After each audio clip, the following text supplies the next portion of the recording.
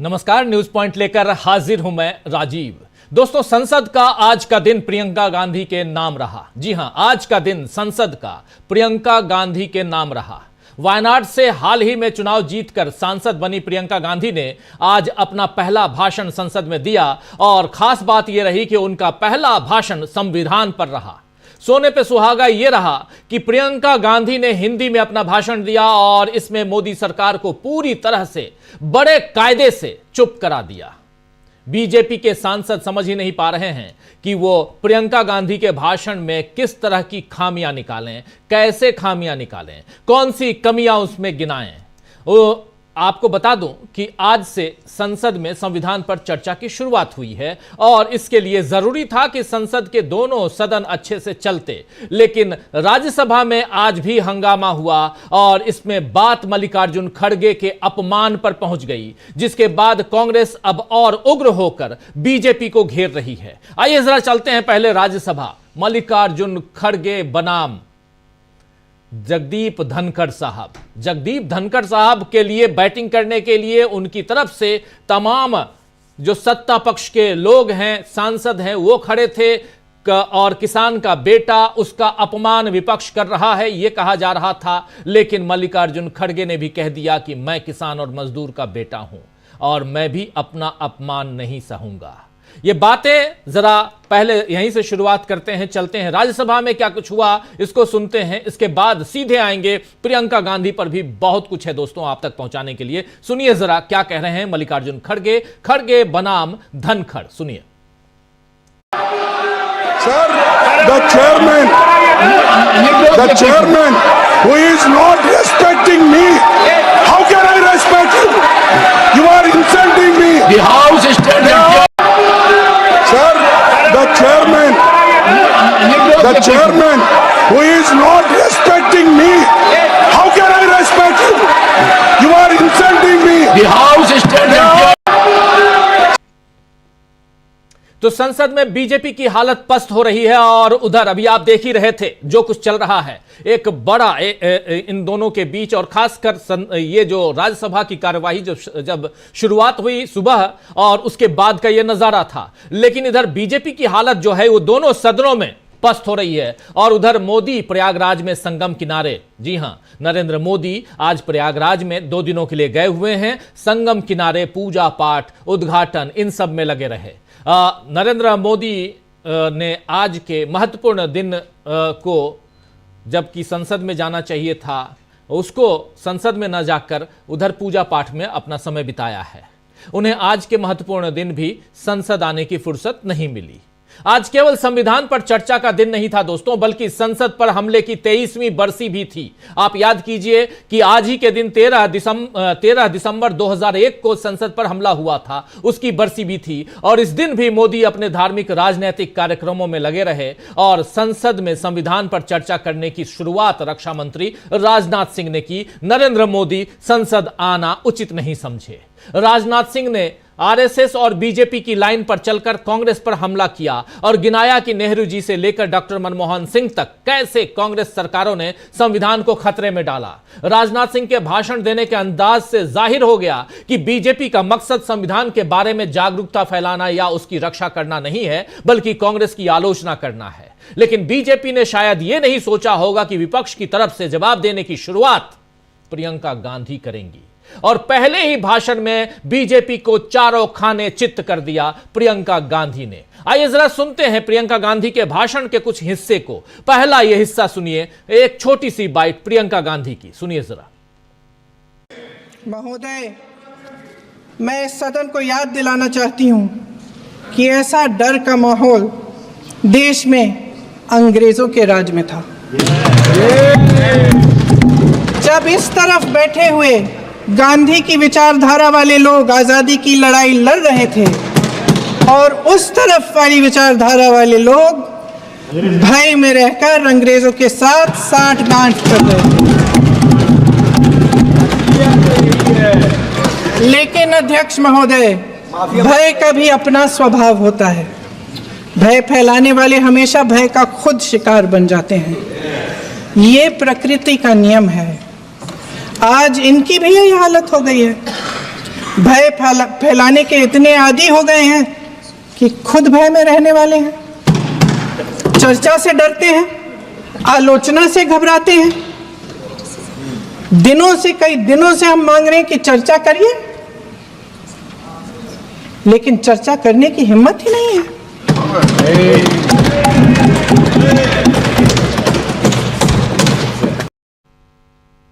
अब आइए जरा इस बाइट को सुनते हैं। प्रियंका गांधी कायदे से धुलाई कर रही हैं, सुनिए जरा। ये देश कायरों के हाथों में ज्यादा देर तक कभी नहीं रहा है। ये देश उठेगा, ये देश लड़ेगा, सत्य मांगेगा, सत्यमेव जयते। जय हिंद। सत्य मांगेगा और सत्यमेव जयते कहकर प्रियंका गांधी यहां बैठ गई। लेकिन इससे पहले बहुत सारी बातें प्रियंका गांधी ने कही। अब जरा वॉशिंग मशीन पर क्या कह रही हैं प्रियंका गांधी, इसे भी सुन लीजिए। वॉशिंग मशीन, अब कैसे वॉशिंग मशीन में लोग धुल गए, जरा सुन लीजिए। पूरी देश की जनता जानती है कि इनका हंसती है, जानती है कि इनके यहाँ तो वॉशिंग मशीन है।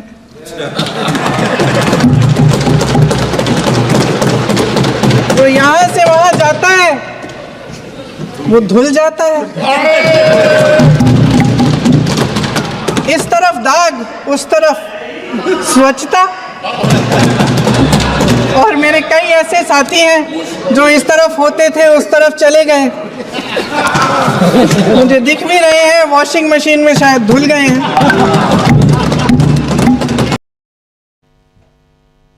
तो सीधा सीधा अपने ही पुराने साथियों पर भी यहां निशाना साधा प्रियंका गांधी ने। सदन के बाहर निकलने पर जब पत्रकारों ने प्रियंका गांधी से कुछ और सवाल करना चाहे तो प्रियंका ने क्या जवाब दिया है, ये जरा ये भी सुन लेते हैं। प्रियंका गांधी बाहर निकलकर पत्रकारों से उनके सवालों का जवाब देते हुए, सुनिए। जो मुझे कहना था मैंने अपने भाषण में कहा। वैसे क्या होगा? माइक दे रही है मैम आप जैसे। तो प्रियंका ने यहां साफ साफ प्रियंका गांधी ने कह दिया कि मुझे जो कहना था मैंने अपने भाषण में कह दिया है। उनके भाषण से न केवल कांग्रेस के लोग बल्कि तमाम दलों के लोग गदगद नजर आए। यह कहना है टीएमसी सांसद शत्रुघ्न सिन्हा का भी कि उनका भाषण जो है बहुत शानदार रहा। शत्रुघ्न सिन्हा को सुनिए, टीएमसी से सांसद हैं, कभी बीजेपी में भी रहते थे, वो बीजेपी से सांसद होते थे, लेकिन बीजेपी से कांग्रेस में आए, कांग्रेस से टीएमसी में गए। शत्रुघ्न सिन्हा आज भूरी भूरी प्रशंसा कर रहे थे प्रियंका गांधी का। सुनिए प्रियंका गांधी की प्रशंसा। लोगों की नजरें लगी हुई थी जो युवाओं की खासकर आज अपेक्षा और इच्छा की जो प्रतीक है, उन्हीं की अपेक्षा और इच्छा के अनुकूल आज जो प्रियंका गांधी ने अपना डेब्यू स्पीच या मेडन स्पीच जिसे आप कहते हैं सही मायने में, वो रखा, बहुत ही सराहनीय, बहुत ही प्रशंसनीय।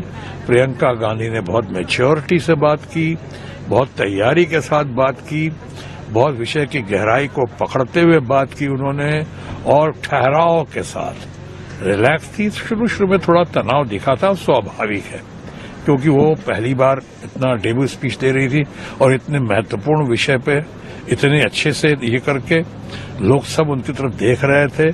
लेकिन देखने के साथ साथ जब बोलना शुरू किया और बोलने के बाद भी लोगों ने बहुत भरपूर स्वागत किया उनका, cutting across the party line, जोरदार तरीके से तालियों से उनका स्वागत किया।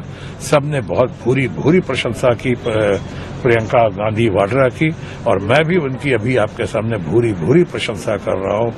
लॉन्ग लिव ये हमारी प्रियंका गांधी वाड्रा और उनके लोग। धन्यवाद। तो सुन रहे थे आप, यहां शत्रुघ्न सिन्हा को कह रहे हैं मैं भी उनकी भूरी भूरी प्रशंसा कर रहा हूं, यानी दिल खोलकर उनकी तारीफ कर रहे हैं बिहारी बाबू। यह बात भी बीजेपी को खासी चुभ सकती है, क्योंकि वो तो इसी इंतजार में है कि कब टीएमसी और कांग्रेस की राहें अलग हो जाएं।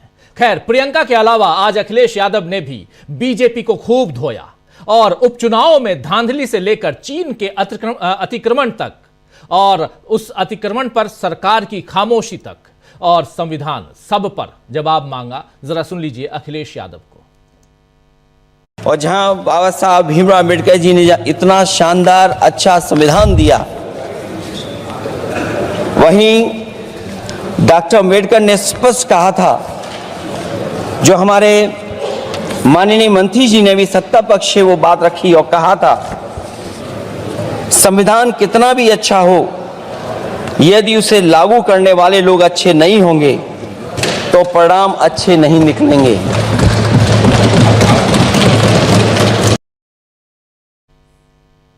तो संविधान कितना भी अच्छा हो, लेकिन उसे लागू करने वाले लोग अगर अच्छे नहीं होंगे तो परिणाम अच्छे नहीं आएंगे।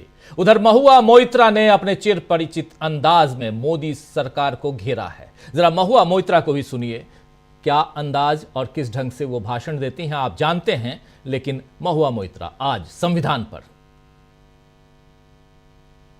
मुबारक घड़ी है, कल सच धज कर, मेकअप रच कर, खूब जच कर देखो उसका मंच पर आना, किताब संविधान की आंखों से लगाना और फरमाना, मैं शीश को झुकाकर इस किताब को मन में बसाकर ईश्वर की शपथ लेता हूं, रात ढलने दीजिए, दिल बदलने दीजिए, कल तलक ये बेवफा सितमगरों का बादशाह सब भूल जाएगा, नफरतें उगाएगा, दूरियां बढ़ाएगा, रोज संविधान की धज्जियां उड़ाएगा। मगर जो आज महफिल सजी है यही मानती है कि हीरो वही है। मुबारक घड़ी है। For the past 10 years, a very large number of people in this country have felt that संविधान खतरे में है। मुबारक घड़ी है, और यही बात यहां कह रही हैं महुआ मोइत्रा। खैर, आते हैं प्रियंका गांधी पर। आज प्रियंका गांधी ने भी लोगों के दुख दर्द की याद दिलाकर सरकार को बताया कि आप केवल अदानी के मुनाफे के लिए काम करते हैं। प्रियंका गांधी ने अपने भाषण में बीजेपी की दलों को तोड़ने की आदत और ईडी के दुरुपयोग को लेकर भी सरकार को घेरा है। और उनके भाषण के बीच में जब सत्ता पक्ष की तरफ से किसी बात पर हंसी सुनाई दी तो उन्होंने लगभग फटकारते हुए कहा कि शर्म करिए, मैं यहां किसी गंभीर मसले पर बात कर रही हूं। प्रियंका गांधी का संयत तरीके से भाषण देना और उसके साथ कड़क अंदाज में सत्ता पक्ष को फटकारना बीजेपी को काफी बेचैन कर चुका है दोस्तों। जब राहुल गांधी से पूछा गया कि कैसा था प्रियंका का भाषण, तो उन्होंने कहा, it's better than my first speech, यानी मेरे पहले भाषण से प्रियंका का भाषण बेहतर था। सुन लीजिए, राहुल गांधी को सुनिए। Wonderful speech. Better than my maiden speech. Let's put it like that. Wonderful speech. Better than my maiden speech. Let's put it like that. वैसे भी बीजेपी इस समय राज्यसभा में घिर ही चुकी है, और जिस तरीके से जगदीप धनखड़ ने आज मल्लिकार्जुन खड़गे का अपमान किया है दोस्तों, अब कांग्रेस ने उसे बड़ा मुद्दा बना लिया है। थोड़ा राज्यसभा इसलिए लेके चल रहा हूं क्योंकि राज्यसभा में एक दूसरी कहानी चल रही है। जगदीप धनखड़ बनाम विपक्ष चल रहा है, और जगदीप धनखड़ आज खुद के लिए अपने पक्ष से बैटिंग करते हुए नजर आए और सत्ता पक्ष को अपने साथ लेते हुए नजर आए। इसलिए यहां थोड़ी सी चर्चा उनकी और करना जरूरी है। मल्लिकार्जुन खड़गे का अपमान किया गया, जगदीप धनखड़ ने किया, अब कांग्रेस ने उसे बड़ा मुद्दा बना लिया है। कांग्रेस सांसद शक्ति सिंह गोहिल तो इसे संसद पर हमले की तरह ही बता रहे हैं। आइए जरा शक्ति सिंह गोहिल को सुन लीजिए। पहले इस पार्लियामेंट पे आतंकवादियों ने हमला किया था, आज राज्यसभा के अंदर लोकतंत्र और पार्लियामेंट की अंदरूनी जो गरिमा है उसके ऊपर हमला किया गया है, और इसके लिए सत्ता पक्ष पूरी तरह से जिम्मेवार है। एक संघर्ष करते हुए गरीब के घर से पैदा होकर बरसों तक लोगों की सेवा करते करते जिन्होंने विधानसभा, लोकसभा, राज्यसभा में लोगों की आवाज बन के एक नेतृत्व किया है, सबसे बुजुर्ग खड़गे साहब को गाली बकी है। शक्ति सिंह गोहिल को आप सुन रहे थे, खड़गे साहब को गाली बकी है। राज्यसभा से लेकर लोकसभा तक दोस्तों आज बीजेपी काफी मजबूर और घबराई हुई दिखी। राज्यसभा में जो कुछ हुआ वो उसकी बानगी आपने देख लिया, और इधर प्रियंका गांधी ने जिस ढंग से भाषण दिया, अपने पहले ही भाषण से बीजेपी को चारों खाने चित्त कर दिया प्रियंका गांधी। इन तमाम मसलों पे आइए अब जरा विस्तार से चर्चा करते हैं। संसद में प्रियंका की दहाड़ और मोदी को झुकना पड़ेगा, ये बात कह रही थी प्रियंका गांधी। लेकिन दूसरी तरफ खड़गे और धनखड़ के बीच जो आर पार की लड़ाई चल रही है उसको भी जरा गहराई से समझने की कोशिश करते हैं। हमारे साथ कुछ वरिष्ठ साथी जुड़े हुए हैं, पहले उन सबसे आपका परिचय करवाता हूं और आगे बढ़ते हैं। जरा स्क्रीन पर ले आई तमाम साथियों को। देखिए इस वक्त 5 वरिष्ठ साथी जुड़े हुए हैं। अमलेंदु उपाध्याय जी हैं, प्रशांत टंडन जी हैं, सुनील शुक्ला जी हैं, शकील अख्तर जी हैं और अनिल सिन्हा जी हैं। आप पांचों का स्वागत है, इस्तकबाल है। स्वागत इस्तकबाल आप तमाम दोस्त साथी शुभचिंतक आप सबका, जो अब तक जुड़ चुके हैं उनका भी और जो जुड़ने वाले हैं उनका भी तहे दिल से स्वागत करता हूं। सीधा आना चाहता हूं शकील जी आपके पास ही। तमाम घटनाक्रम को आंखों से देख रहे थे, आप मौजूद थे, उपस्थित थे, इसलिए भी क्या कुछ चल रहा था राज्यसभा से लेकर लोकसभा में। पहले लोकसभा की बात करते हैं, राज्यसभा की बात लगातार हम करते आए हैं। लोकसभा की बात, प्रियंका गांधी मैडन भाषण, पहला भाषण, वो भी संविधान के ऊपर भाषण होता है। आप आए, किसी मसले पे आपने कुछ कहा, धीरे धीरे एक जो घबराहट होती है वो भी संसद के अंदर वो दूर हो जाती है। लेकिन पहला भाषण अपनी पार्टी की तरफ से बैटिंग करने के लिए प्रियंका गांधी आती हैं। शुरुआत राजनाथ सिंह करते हैं, उसके बाद जबरदस्त धुलाई आपने और नजदीक से देखा। क्या कुछ देखा, क्या कुछ था, क्या कह रहे थे लोग इसके बाद, और खासकर बीजेपी के लोग क्या कह रहे थे प्रियंका के बारे में? डेब्यू टेस्ट में ही फर्स्ट इनिंग में ही नॉट आउट सेंचुरी। जब कप्तान आपकी तारीफ करे तो उससे बड़ी बात कोई नहीं होती। लीडर अपोजिशन कांग्रेस के नेता राहुल गांधी ने दिल खोल के प्रियंका की तारीफ की। मुझसे बेटर जो मेरी पहली मेडन स्पीच थी, प्रियंका की मेडन स्पीच उससे बेटर थी। इससे बड़ी तारीफ कुछ नहीं होती। वंडरफुल। और दूसरी, जो सुनने वाले करें और जो सुनने वालों की प्यास रह जाए। आधे घंटे से कुछ ज्यादा वक्त तक प्रियंका गांधी ने बोला और संसद में बैठे हुए, सदन में बैठे हुए लोग, प्रेस गैलरी में और दूसरी गैलरी में बैठे हुए लोग सब ये चाह रहे थे कि अभी और बोले। अभी तो उन्होंने बोलना शुरू किया है और आधे घंटे बाद, आधे से थोड़ा ज्यादा बोली है, 1-2 मिनट और 3 मिनट होगा, जो वो जय हिंद कह के बैठ गई तो सबको लगा कि एक बार फिर उठ के उन्हें बोलना चाहिए। इससे बड़ी तारीफ कोई नहीं होती है।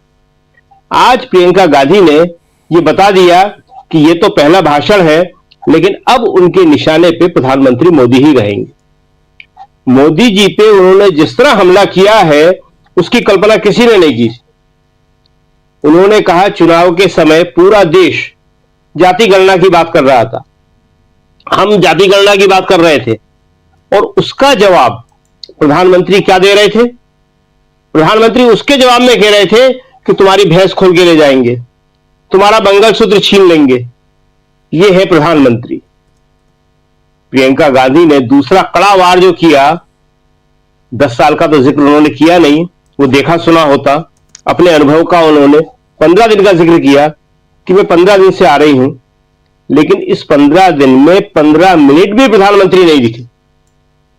भारत का कोई प्रधानमंत्री रहा हो, चाहे अटल बिहारी वाजपेयी रहे हो, चाहे नरसिम्हा राव रहे हो, इंदिरा गांधी और राजीव गांधी की तो बात आप छोड़ दीजिए, कोई प्रधानमंत्री रहा हो, क्वेश्चन आवर में आके सब बैठते थे, प्रश्नोत्तर काल में आके सब बैठते थे और उसके बाद कहीं ना कहीं बीच में इंटरवीन भी करते थे। लेकिन हमारे प्रधानमंत्री जो आज के हैं, मोदी जी, वो संसद में 10-11 साल में कितनी बार आए हैं? अगर इसका रिकॉर्ड देखा जाए तो जैसा प्रियंका ने बताया कि 15 दिन में 10 मिनट, तो उससे भी कम एवरेज निकलेगा जी। तो प्रियंका गांधी का आज का भाषण, एक बार आए बोल रही, हाँ, आज एक बार आए 10 मिनट के लिए, 10 मिनट के लिए आए जी। तो आज का जो प्रियंका गांधी का भाषण था वो वाकई एक ऐसे नेता का भाषण था जिसका लोग लंबे समय से इंतजार कर रहे थे।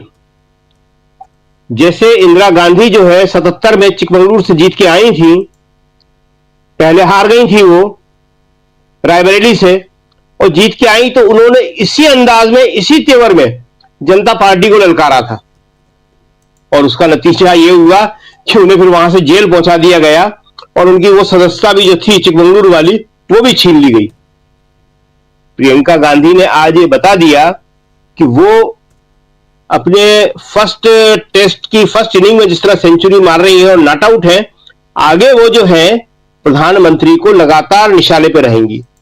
अभी आप जिस बात का जिक्र कर रहे थे कि कोई हंसा, वो वाकया सुना रही थी प्रियंका गांधी। पहले उन्नाव का उन्होंने शुरू किया था कि उन्नाव में किस तरह से रेप पीड़िता ने संघर्ष किया, अकेली जाती थी, उसके पिता मना करते थे, लेकिन उन्होंने कहा कि ये संविधान की ताकत थी, उसके लिए वो लड़ रही थी, संविधान से दी हुई ताकत से।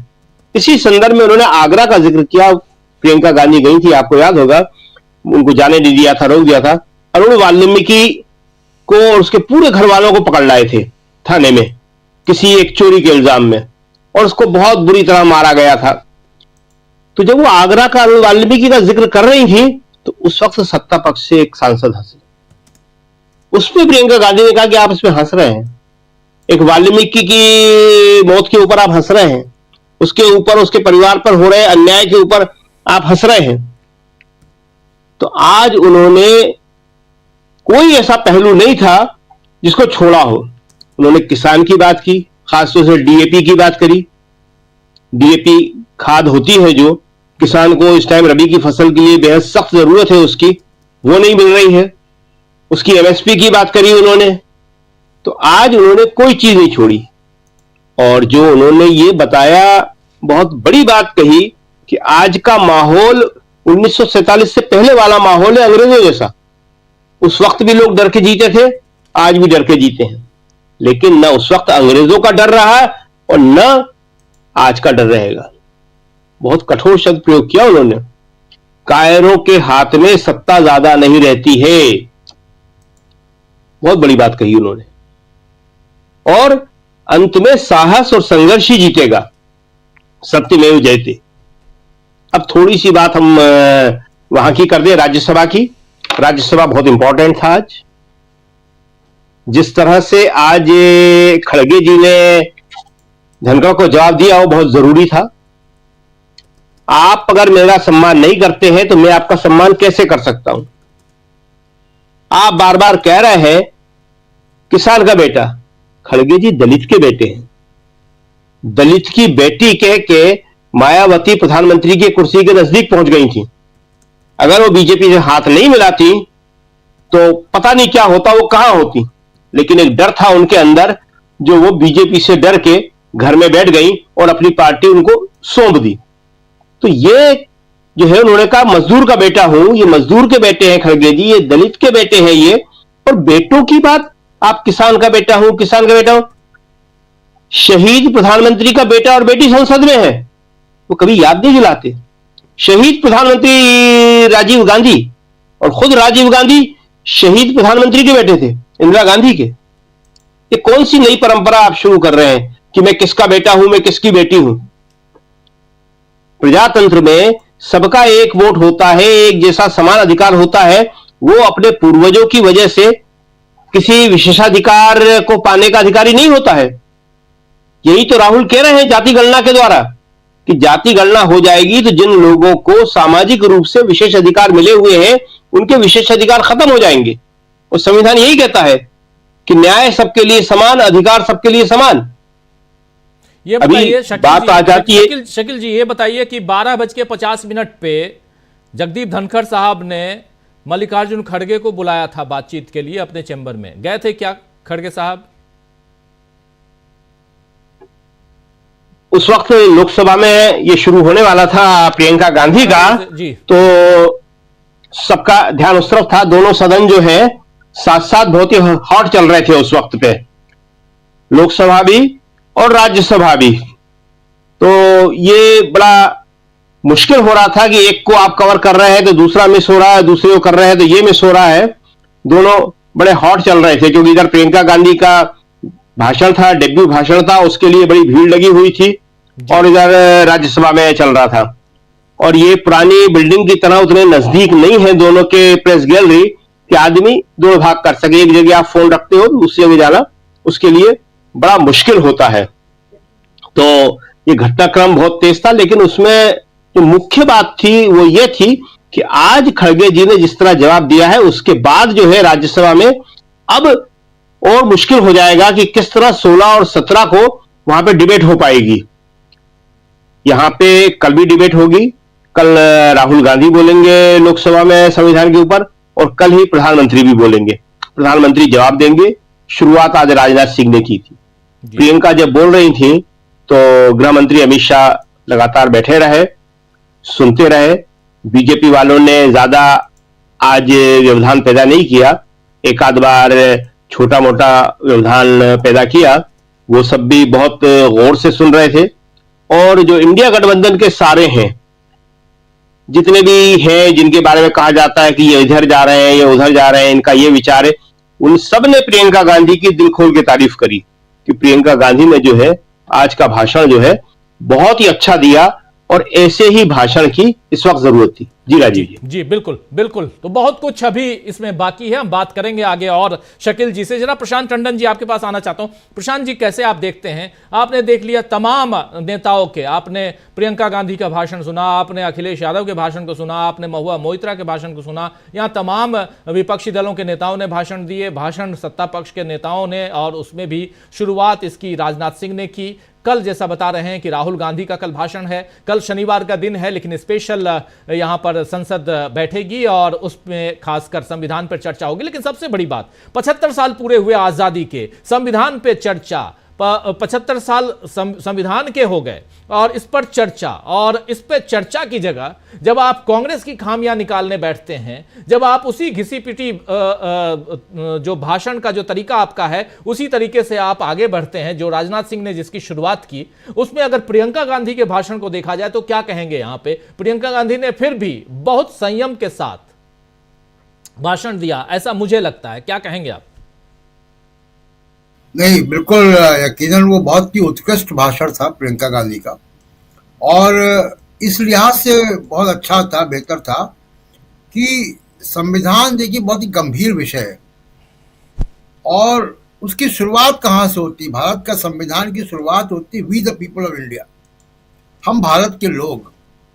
और उसके बाद वो किस तरीके से प्रियम्बल को अगर आप पढ़ें, जितनी बार आप पढ़ेंगे आपको उसमें से एक नया दृष्टिकोण दिखाई देता है। और उस गंभीर विषय पर प्रियंका गांधी ने पूरी गंभीरता के साथ, एक उसकी जो बैंडविड्थ है, जो उसका स्पेक्ट्रम था उनके भाषण का, वो काफ़ी बृहद था, और उन्होंने बार बार संविधान को वी द पीपल वाला जो कमिटमेंट है उस तक पहुंचाया। इसीलिए उन्होंने कुछ कहानियां बताई, जो जहाँ पे उन्नाव की हो, चाहे वो आगरा का इंसिडेंट हो, जब तक वी द पीपल को, भारत के लोगों को न्याय नहीं मिलता, ये संविधान जो है उसका उद्देश्य पूरा नहीं होता। संविधान एक बात और कहता है अपने प्रियम्बल में, डिग्निटी ऑफ इंडिविजुअल, गरिमा, और उस गरिमा को ध्यान में रखते हुए प्रियंका गांधी का पूरा भाषण था। निश्चित तौर पे ये भाषण याद रखा जाएगा, और उन्होंने बहुत सलीके से, बिना भाषा की मर्यादा को ध्यान में रखते हुए, बिना किसी जिसको कहे कि बहुत ही कटु आलोचना के दायरे में लाते हुए उन्होंने सरकार को घेरने का भी काम किया। तो और दूसरी तरफ देखिए, राजनाथ सिंह हो चाहे बीजेपी के जो लोग भी हों, संविधान एक ऐसा मसला है जिसमें वो बहुत इमोशनल होके, भावना के साथ भाषण दे ही नहीं सकते। ये उनके डीएनए में नहीं है भारत का संविधान। आरएसएस शुरू से संविधान का विरोध करती रही है। तो संविधान की जहां बात होगी, बीजेपी की तरफ से, बीजेपी का कोई भी नेता बड़ा बोले या छोटा बोले, वो इमोशनली इन्वॉल्व होके बोल ही नहीं सकता भारत के संविधान पे। जी, वो संविधान पे क्या बोल सकते हैं? बहुत इमोशनली इन्वॉल्व होके कि संविधान को खत्म कर देना चाहिए, जो चुनाव के दौरान के नेता कर रहे थे बात।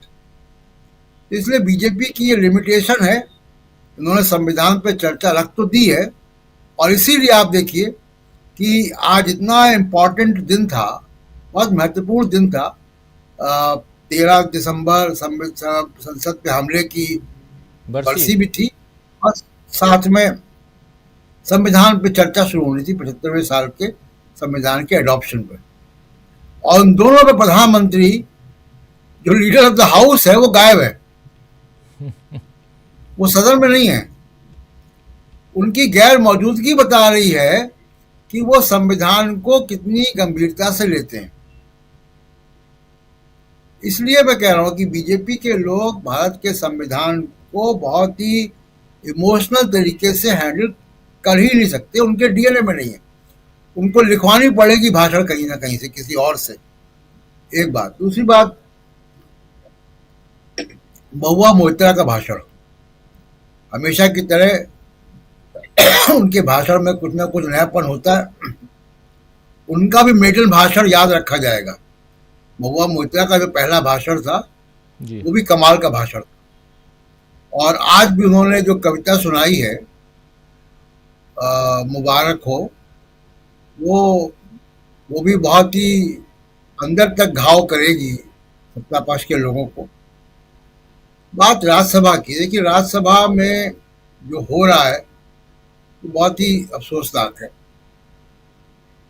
धनखड़ जी अपने आप को घोषित कर चुके हैं राज्यसभा के ही इसी सीट पर बैठकर, वो आरएसएस के कितने एकलव्य हैं, आरएसएस के एकलव्य हैं, उन्होंने अपने आप को घोषित किया। ये आरएसएस की विचारधारा मल्लिकार्जुन खड़गे को, जो दलित पृष्ठभूमि से आते हैं, इतने संघर्ष के बाद राजनीति के शीर्ष पर पहुंचे हैं, कांग्रेस पार्टी के अध्यक्ष है, लीडर ऑफ अपोजिशन है राज्यसभा में, आरएसएस के बैकग्राउंड से आया व्यक्ति उसको उस उपलब्धि को देख ही नहीं सकता।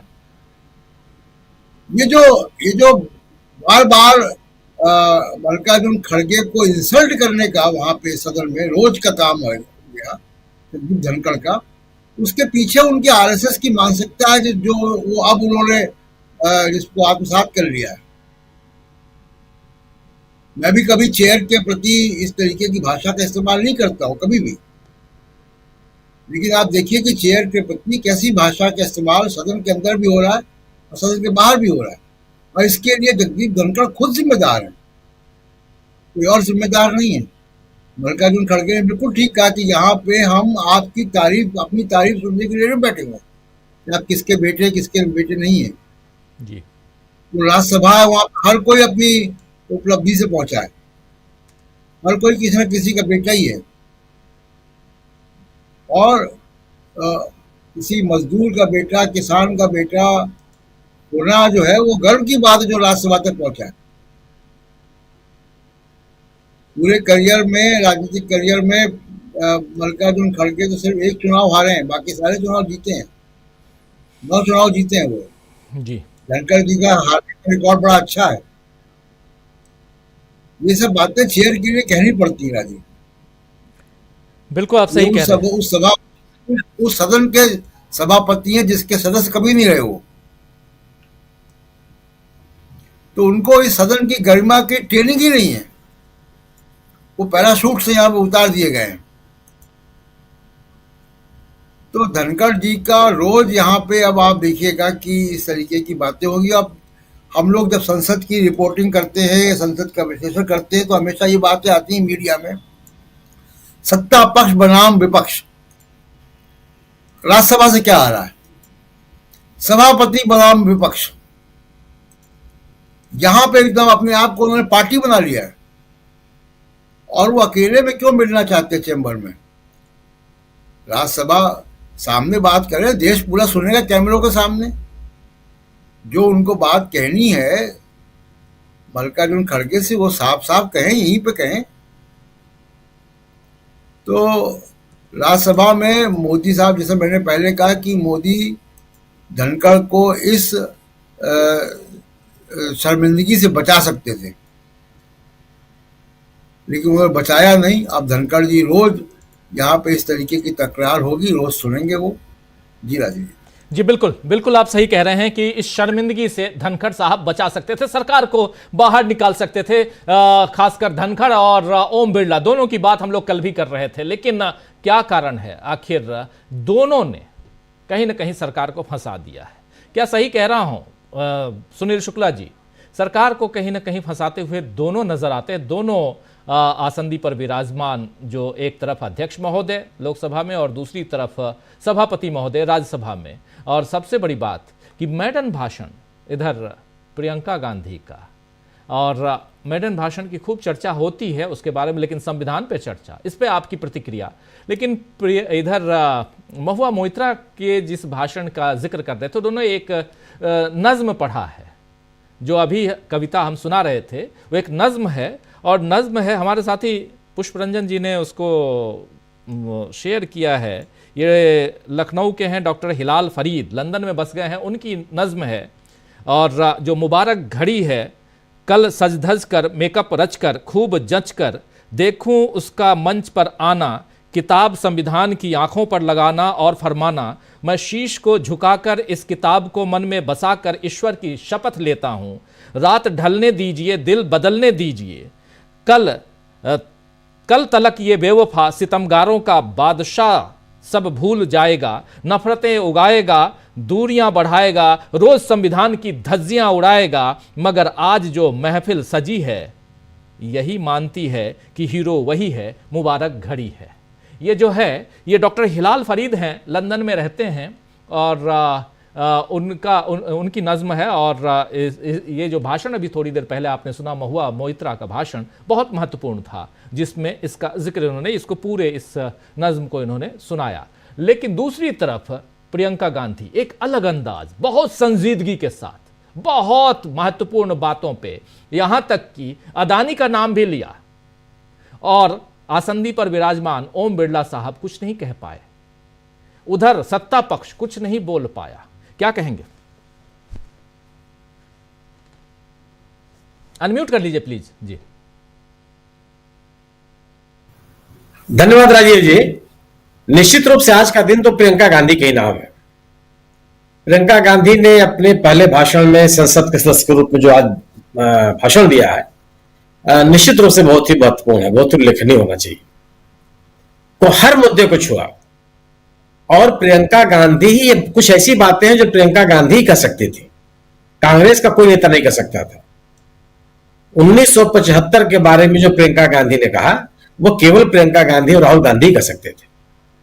कि आपको सीखना चाहिए कि अगर आप बार बार आपातकाल का उल्लेख करते हैं तो उससे आपको सीखना चाहिए, यह कहने की बात भी अन्य कोई नेता नहीं कर सकता था। प्रियंका गांधी ने तमाम किसानों के सवाल उठाए, चुनाव में ईवीएम और बैलेट पेपर का मामला उठाया, संविधान को उल्लंघन की बातें की, अल्पसंख्यकों और दलित समुदाय के ऊपर हो रहे हमलों का सवाल उठाया, सत्तारूढ़ दल के द्वारा जिस तरीके से संविधान की अनदेखी की जा रही है वो सवाल उठाए, पर कोई चीज ऐसा नहीं था इसको छोड़ा हो, और बहुत सी संजीदगी के साथ और तार्किक तरीके से।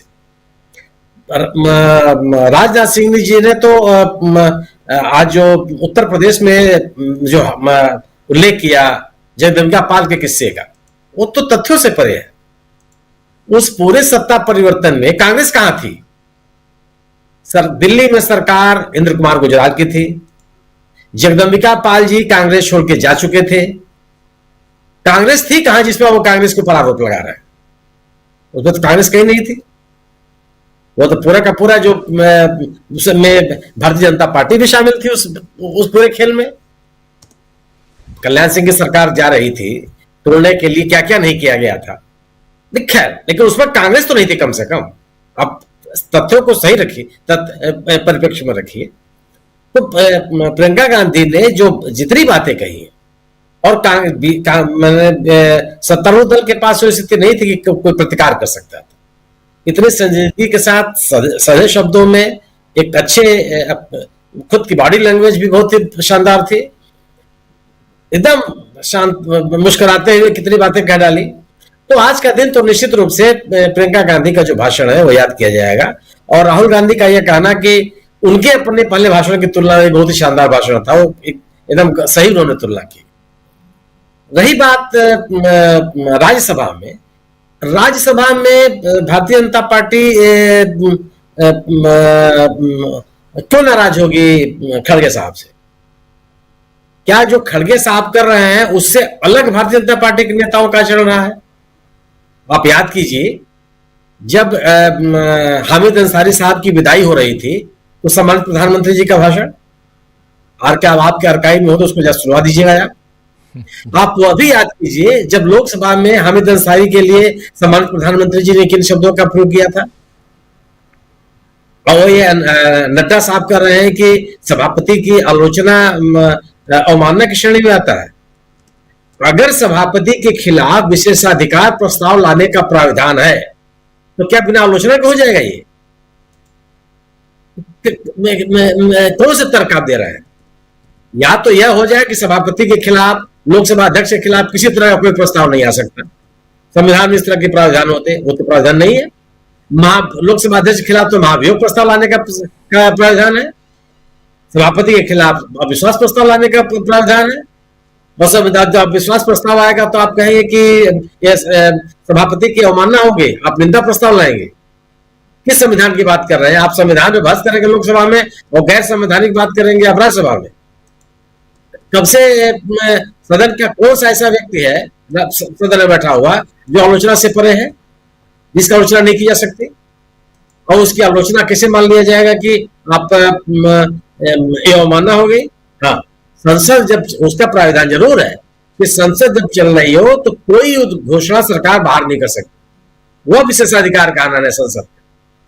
आलोचना किससे कोई कैसे बच सकता है? और अगर मान लीजिए आलोचना नहीं भी करते, यह उदाहरण कम से कम बीजेपी के लोग प्रस्तुत कर देते।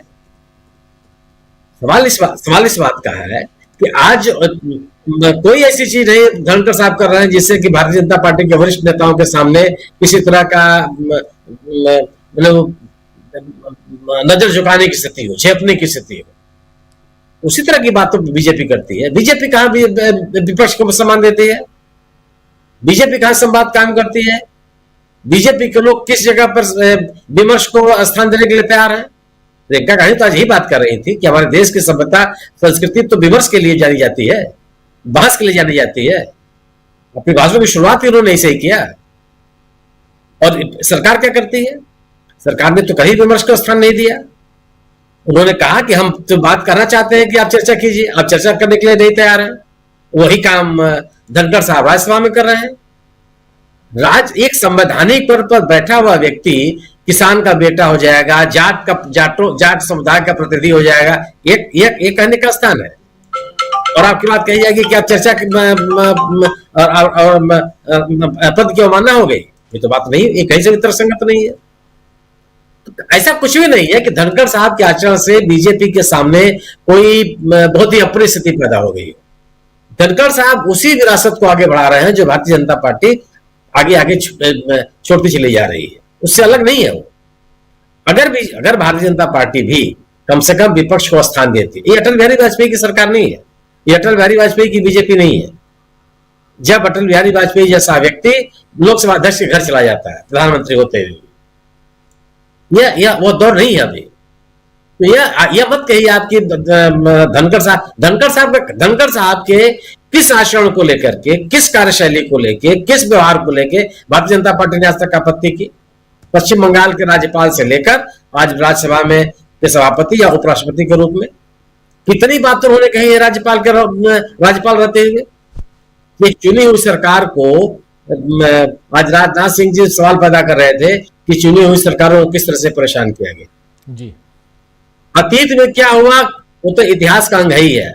आज क्या हो रहा है ये भी देख लीजिए।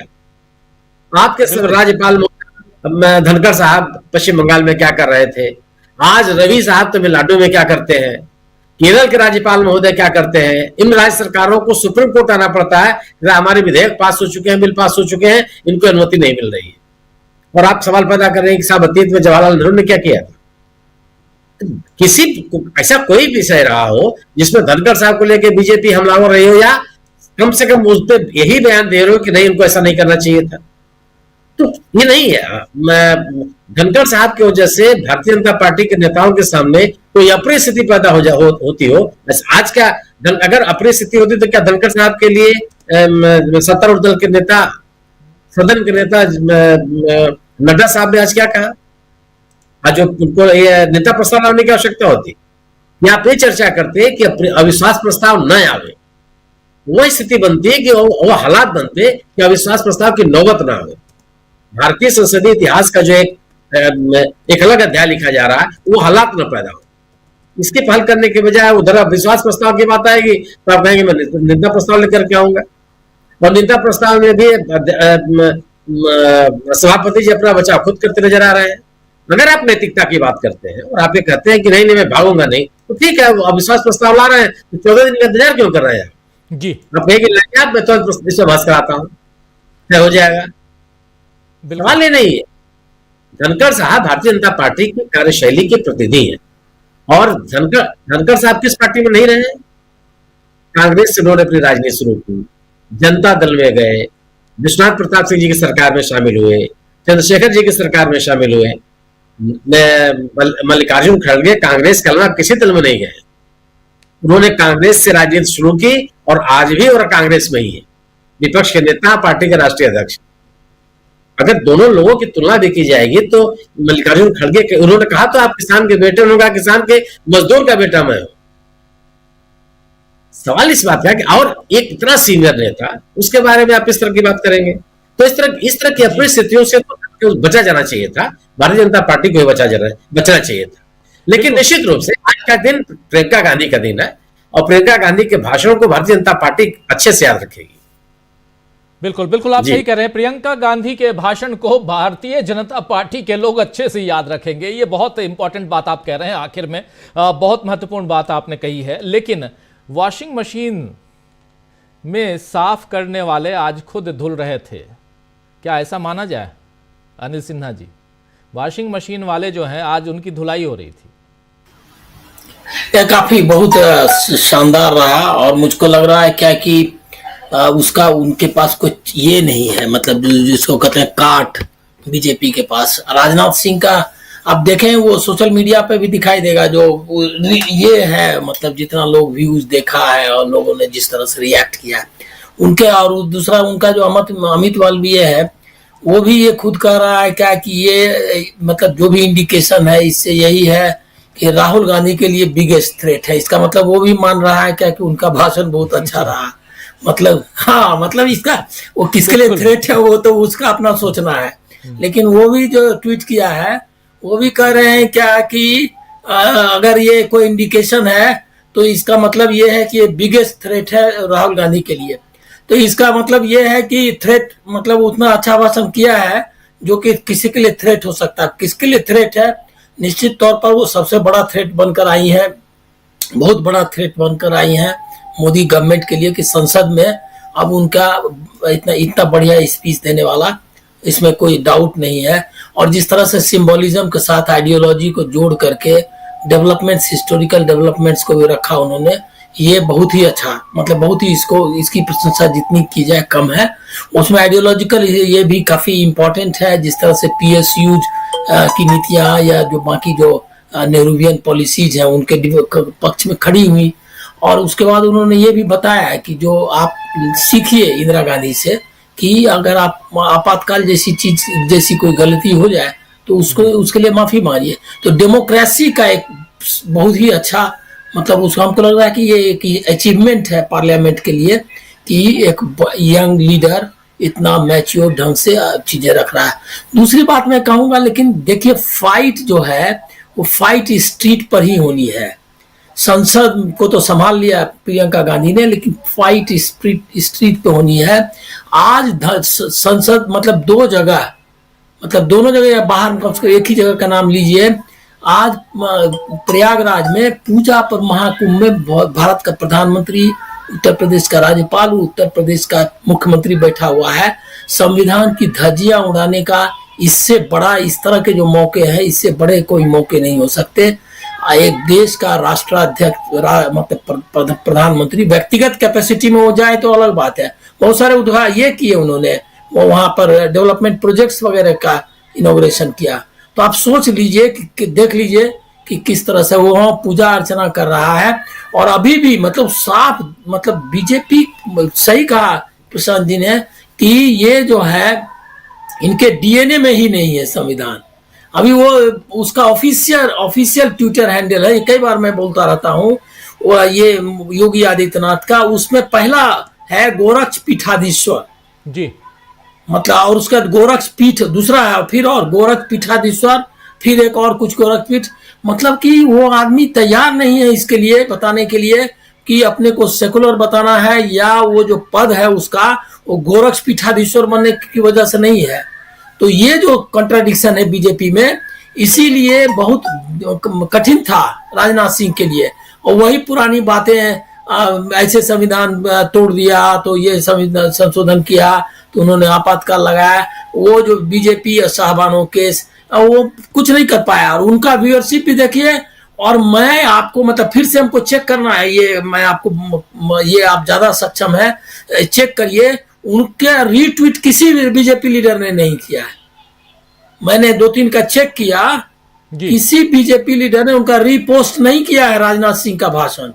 और वो जो है बीजेपी के मतलब जेपी नड्डा ने भी के जो ट्विटर हैंडल है बीजेपी का जो ये का, उस पे भी रिट्वीट नहीं, मतलब मैंने कम से कम रीपोस्ट होते हुए नहीं पाया। अमित मालवीय ने तो नहीं किया है, वो तो मैंने चेक किया। तो आप देख लीजिए कि क्या हालत है इनकी। और उसमें महाकुंभ के पूजा और फलना इसी सब का सब ये है। और जेपी नड्डा का अपने भाषण कहीं और किए हैं उन्होंने, वो सारा कुछ है। तो ये आप देख लीजिए कि मतलब ये जो फाइट है वो अंत स्ट्रीट पे होनी है। उसमें सबसे बढ़िया बात हमको लगी कि उन्होंने क्लियर कर दिया, पहली बार मतलब इस कर रही है महाराष्ट्र चुनाव के बाद कांग्रेस की बैलेट पेपर से चुनाव लड़ो, लड़ के दिखाओ। ये जो चुनौती है बहुत ही पॉलिटिकली बहुत इंपॉर्टेंट है, क्योंकि अभी तक मतलब महाराष्ट्र चुनाव के पहले रिजल्ट आने के पहले तक कांग्रेस इस पर कोई बहुत बड़ा स्टैंड नहीं ले रही थी। लेकिन आज ये भी प्रियंका गांधी ने भी इसको कहा करके, तो एक जो पॉलिटिकल बैटल लाइन है आगे की डेमोक्रेसी में जो फाइट की, उसको आर्टिकुलेट किया उन्होंने बहुत बेहतरीन ढंग से। और इसको नोट करें, मतलब ये बहुत ही ऐतिहासिक इसके लिए उपलब्धि है कांग्रेस के लिए और जो भी डेमोक्रेसी के पक्ष में है लोग उनके लिए, कि एक बढ़िया सांसद जो है मिला है जो कि चीजों को रख सकता है, लोगों की समस्याओं से जोड़ सकता है, संविधान की आकांक्षाओं उसके स्पिरिट को लेकर के उन्होंने जो महिलाओं के उदाहरण दिए, मानवाधिकार के सारे किए। और ये इससे देखिए कि कितना होता है कि अगर आपका एक्सपीरियंस अगर है क्या वहां का, तो आपको पता चलेगा। और वही फिर राज्यसभा में आपको पता चल गया कि संविधान के बारे में इनकी कितना इनका सम्मान है। और वहां दोनों के जो हुए हैं आज खड़गे बनाम जगदीप धनखड़ में आप देख सकते हैं। और उसमें जिस तरह से वो किसान का बेटा हूं, अरे किसान का बेटा हो या किसी का है, जब संसद में आप आके बैठ गए, एक बेसिक चीज है। उसके बाद आप संसद के सदस्य हैं और संविधान का आपने ओथ लिया, आपकी सारी आइडेंटिटी खत्म हो जाती है। आपकी एक ही आइडेंटिटी रहती है, इंडियन सिटीजन और उसका रिप्रेजेंटेटिव होने की। ये जो बेसिक बात है इसको कहने के लिए नहीं तैयार है। तो जो सेकुलरिज्म से लेकर के मानवाधिकार तक, डेमोक्रेसी से लेकर के फासिज्म तक का जो मसला है उस सब को उन्होंने समेटा है और उसके लिए उनको धन्यवाद देना चाहिए। बिल्कुल बिल्कुल आप सही कह रहे हैं, ये धन्यवाद देना चाहिए। और यहाँ प्रियंका गांधी ने एक बहुत इंपॉर्टेंट बात आपने बताई कि प्रियंका गांधी ने अपने भाषण में बैलेट पेपर से, उन्होंने कहा कि बैलेट पेपर से चुनाव करवा लीजिए, फिर देख लीजिए, दूध का दूध और पानी का पानी हो जाएगा। प्रियंका गांधी ये कह रही थी। और ये आप बहुत सही कह रहे हैं कि प्रियंका गांधी या कांग्रेस महाराष्ट्र चुनाव के बाद चुनाव की पद्धति, चुनाव की प्रक्रिया, इसको लेकर काफ़ी सीरियस है। इसकी शुरुआत हरियाणा से हुई थी, लेकिन खासकर महाराष्ट्र चुनाव के बाद इसमें सीरियसनेस ज़्यादा दिखाई दे रहा है। और लेकिन आना चाहता हूं अमलेंदु जी आपके पास। प्रियंका गांधी की बात हम कर रहे हैं, संसद के अंदर जो कुछ हुआ, उसमें भी राज्यसभा के अंदर जो कुछ हुआ, वो अगर आज प्रियंका गांधी का भाषण नहीं होता तो शायद हम पूरी चर्चा राज्यसभा पे करते और उस पे चर्चा अलग से भी होनी चाहिए। करेंगे हम उस पे चर्चा अलग से, क्योंकि धनखड़ साहब ने आज जो किया है, आसंदी पे हैं, देश के उपराष्ट्रपति हैं, सभापति हैं, बड़े अदब के साथ मैं कह रहा हूं कि इस ढंग का बिहेवियर हमने आज तक, क्योंकि हम लोगों ने काफ़ी रिपोर्टिंग की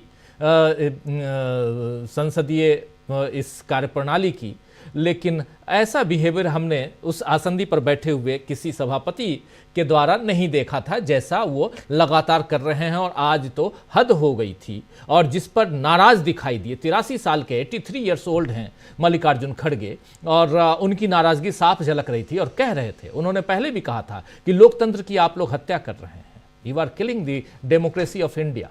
उस दिन ये बात कह रहे थे, और आज भी मल्लिकार्जुन खड़गे ने इसी बात को दोहराया है। लेकिन दूसरी तरफ, क्योंकि जैसे ही एलओपी खड़े होते हैं बोलने के लिए, वैसे ही उनको रोक दिया जाता है, टोक दिया जाता है, और ये खुद करते हैं धनखड़ साहब। तो इस पर काफी चर्चा हम करते हैं, आगे करेंगे चर्चा, क्योंकि धनखड़ साहब अभी यही चुप नहीं रहने वाले हैं। फिर सोमवार से शुरुआत होगी, क्योंकि राज्यसभा में सोमवार तक के लिए स्थगित कर दी गई थी राज्यसभा को, लेकिन लोकसभा में कल राहुल गांधी भाषण देंगे, उस पर भी निगाहें टिकी होंगी, और आखिर में प्रधानमंत्री नरेंद्र मोदी भी भाषण देंगे, उस पर भी निगाहें टिकी होंगी। लेकिन आज का दिन बहुत महत्वपूर्ण था। उम्मीद थी कि प्रधानमंत्री नरेंद्र मोदी सदन में रहते, उम्मीद थी कि संसद परिसर में आकर कम से कम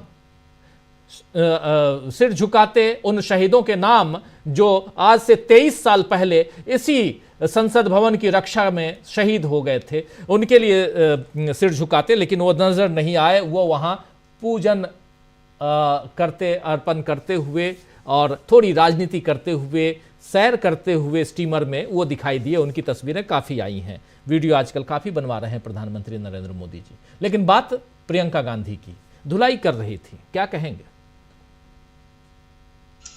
बिल्कुल राजीव जी, आज प्रियंका गांधी ने कायदे से धुलाई करी, और इतनी धुलाई करी कि मोदी जी जो खुद से शायद उनको पहले ही आभास हो गया था कि उनकी धुलाई होगी, वो संसद छोड़ के भाग खड़े हुए, संसद में पहुंचे ही नहीं। और प्रियंका गांधी ने यही सवाल उठाया कि भाई अब तो 15 दिन हो गए, 15 दिन में केवल कुछ 10 मिनट के लिए प्रधानमंत्री सदन के अंदर दिखाई दिए, और आज कम से कम जो जिस दिन संविधान पर चर्चा हो रही थी उस दिन प्रधानमंत्री को सदन में होना चाहिए था। और राजीव जी, इतना ही नहीं, नरेंद्र मोदी की जो है वो किस तरीके से सैनिकों के प्रति, शहीदों के प्रति अपमान का उनका भाव है, वो साफ समझ में आता है कि आज जब हमले के शहीदों को अंजलि अर्पित की जानी थी, हमारा प्रधानमंत्री जो था वो संसद में नहीं था, वो प्रयागराज में अपना जाने क्या काम कर रहा था। वो राष्ट्र का काम नहीं था जो प्रधानमंत्री कर रहे हैं। तो अब ये तो सवाल उठे, लेकिन प्रियंका गांधी ने राजीव जी आज जो सवाल उठाए, और जो बैलेट पेपर वाली बात थी, वो 1975 का हवाला देते हुए उन्होंने कहा, उनका ठीक है 1975 की आपने बात कही तो आप भी माफी मांग लीजिए। यानी कांग्रेस ने हिम्मत दिखाई कि इमरजेंसी लगाई थी उसके लिए माफी मांगी, तो आप जो अवैध, असंवैधानिक जो अघोषित इमरजेंसी लगा रहे हैं उसके लिए आप भी माफी मांग लीजिए, और हिम्मत है तो ईवीएम छोड़कर बैलेट पेपर से चुनाव जीत कर आ जाइए, करा लीजिए चुनाव। तो यहाँ से नरेंद्र मोदी और भारतीय जनता पार्टी को दे दी गई कि आप में अगर हिम्मत है तो ईवीएम छोड़कर बैलेट पेपर से चुनाव कराकर देख लो, और फिर देखते हैं कितने पानी में। आपको याद होगा राजीव जी कि ये संजय राउत का भी कहना था कि अगर बैलेट पेपर से चुनाव होगा तो 25 सीटें बीजेपी जीत कर आएगी। मल्लिकार्जुन खड़गे ने कर्नाटक में जो कांग्रेस भवन है उसमें कहा था इसी बात को लेकर कि ये जो है कोई उपचुनाव नहीं जीतते हैं और किस तरीके से मशीनों से जीत कर आते हैं। और राहुल गांधी ने कहा था कि राजा की जान जो है वो तो ईवीएम में है। तो प्रियंका गांधी ने आज जो हमले किए हैं, और निश्चित तौर पे जो प्रियंका गांधी का आज का भाषण था बहुत सधा हुआ, सार गर्भित और कड़े प्रहार, लेकिन बहुत हल्के से भिगो कर उन्होंने मारे हैं कि मतलब गाल भी सहलाते जाए बीजेपी वाले और समझ में नहीं आए कि इसका जवाब देना है कि नहीं देना है। तो ये कला जो आज प्रियंका गांधी की दिखाई दी है, मुझे लगता है कि इसके बाद अब भारतीय जनता पार्टी की बेचैनियां बढ़ेंगी, और आने वाले दिनों में सदन के अंदर हम देखेंगे कि भाजपा का व्यवहार किस तरीके का होता है। जी, आने वाले समय में क्या आपको लगता है शकील जी की बेचैनियां बढ़ने वाली हैं भारतीय जनता पार्टी की? सदन, दोनों सदनों में जो कुछ चल रहा है, और उसमें भी इधर प्रियंका गांधी, उधर मल्लिकार्जुन खड़गे, धुलाई पे धुलाई हो रही है। देखिए, बेचैनियां बढ़ गई और खुद जवाब देने की स्थिति में नहीं है, इसीलिए एक बार फिर प्रियंका को राहुल के खिलाफ खड़ा करने की कोशिश कर रहे हैं। और ये कोई पहली कोशिश नहीं है, राहुल के खिलाफ प्रियंका को इन्होंने कई बार खड़ा करने की कोशिश की है। और हमें अच्छी तरह याद है, रामलीला मैदान में कई साल पहले की बात है, प्रियंका ने इसका जवाब दिया था। और प्रियंका की जो अपनी शैली है, एक वाक्य में उन्होंने अपना भाषण शुरू करते हुए, जैसे आज भाषण दे रही थी, रामलीला मैदान में कहा था, मेरे नेता राहुल गांधी जी, और सन्नाटा छा गया था। वह कांग्रेस के ही बहुत सारे लोग बैठे हुए थे जो चाह रहे थे कि प्रियंका सामने खड़े हों। और अभी आपको याद हो गई, भारत जोड़ो यात्रा के दौरान उस वक्त तो बड़ी चर्चाएं हो गई कि प्रियंका यात्रा में शामिल नहीं हो रही हैं। और जब हमने वहां उन दोनों हिमाचल में थी, हिमाचल का चुनाव चल रहा था, वहां से पूछ के हम ही ने लिखा था। उन्होंने कहा कि जैसे ही चुनाव खत्म हो जाएंगे मैं ज्वाइन करूंगी यात्रा, और उन्होंने मध्य प्रदेश में ज्वाइन की थी यात्रा, राहुल की पहली यात्रा जो थी भारत जोड़ो यात्रा। तो जब तक उन्होंने ज्वाइन नहीं की थी बहुत खबरें चली, उन्होंने कहा कि हिमाचल के चुनाव में एक दिन भी यहां से हिलने को तैयार नहीं हूं। तो ये बेचैनी तो बढ़ चुकी है अब, और इस बेचैनी के बाद अब ये किस तरह जवाब देते हैं ये बड़ा दिलचस्प होगा। क्योंकि देखिए प्रधानमंत्री मोदी जी जो हैं वो मानेंगे नहीं। वो जरूर कल राहुल का भी भाषण है और प्रियंका का भी है, उसके बारे में वो नेहरू जी से शुरू होंगे और नेहरू जी से लेके प्रियंका जी गांधी तक वो आएंगे। अब क्या बोलते हैं, कैसे बोलते हैं, उसमें कितना तथ्य होता है, या वैसे ही आरोप होते हैं जैसा कि प्रियंका कह रही थी कि हम बात करते हैं जाति गणना की, ये बात करते हैं कि भैंस ले जाएंगे। क्या तो हुआ, हम कहते हैं जाति गणना कराओ, जिसकी जो अधिकार है उसको दो, मालूम करो, उसके लिए उसी हिसाब से नीति बनाओ। वो कहते हैं भैंस ले जाएंगे, मंगलसूत्र छीन लेंगे। तो ये जो है बेचैनी का जो आपने सवाल किया है बड़ा दिलचस्प सवाल है, इसका कोई अंत नहीं है। अब राहुल गांधी कल खुद एक शानदार भाषण देने की तैयारी में है। राहुल गांधी भी बड़ी तैयारी के साथ भाषण देते हैं, और संविधान तो उनका प्रिय विषय है। सबसे प्रिय विषय अगर किसी का है संविधान आज की तारीख में तो राहुल गांधी का ही है। वो संविधान हाथ में लेके भाषण देते हैं, और पूरी लड़ाई जो राहुल गांधी लड़ रहे हैं पिछले 3-4 साल से, वो संविधान की लड़ाई लड़ रहे हैं। और उसी के लिए वो कहते हैं कि संविधान को बचाना है, इसीलिए हमें जाति गणना कराना है। कि जिस दिन जाति गणना हो जाएगी उस दिन ये मालूम पड़ जाएगा कि संविधान में जो न्याय का, समानता का, सारे अधिकार दिए अभिव्यक्ति का, वो हमें किस तरह देना है। तो ये बड़ी दिलचस्प बात होगी। अब एक दूसरी बात धनखड़ जी की, देखिए जो खड़गे जी ने बोला था कि ये अपने प्रमोशन के लिए कर रहे हैं कॉन्स्टिट्यूशन क्लब में,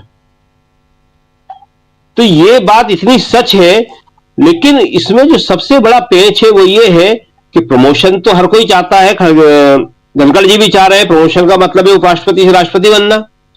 मगर वो शायद ये भूल गए एक अच्छे वकील होने के बावजूद भी कि कोई भी राष्ट्रपति देश में विवाद होने के बाद राष्ट्रपति नहीं बना है।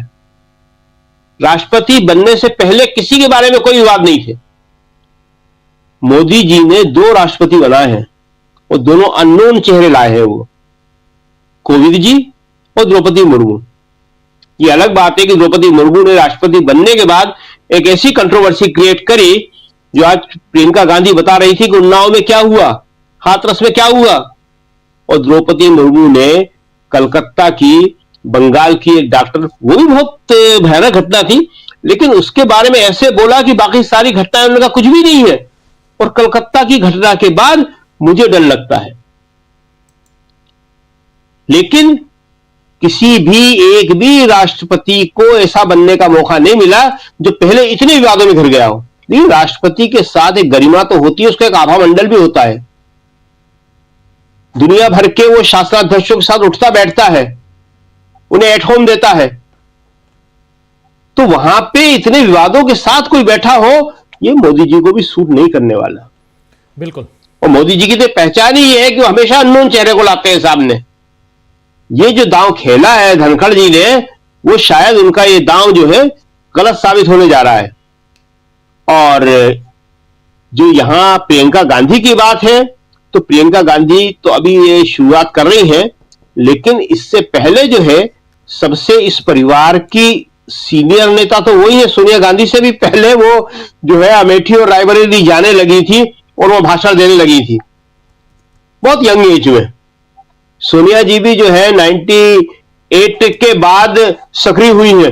प्रियंका 98 से पहले ही अपने टीन एज में ही जाने लगी थी। इसलिए इस परिवार की सबसे नई संसद में आई हुई मगर सबसे सीनियर नेता जो है वो प्रियंका ही है। जी बिल्कुल बिल्कुल, सीनियर नेता अगर देखा जाए तो, क्योंकि बचपन से वो चुनावी भाषणों में और चुनाव को कैसे लड़वाया जाए और खासकर अपने पिता, फिर अपनी माता, फिर अपने भाई, इन सब के साथ उन्होंने जो कुछ देखा है ग्राउंड पे जाके, ग्राउंड जीरो पे जाके, उसका अनुभव आज बोल रहा था। और इस अनुभव के दम पर अब एक सांसद कांग्रेस पार्टी को ऐसा मिल गया है जो सदन के अंदर सत्ता पक्ष को हिला के रख सकता है। प्रशांत जी, कैसे देखते हैं आप यहां से अब आगे की तस्वीर क्या दिखाई देती है? यही बहुत महत्वपूर्ण है कि आगे की तस्वीर क्या है।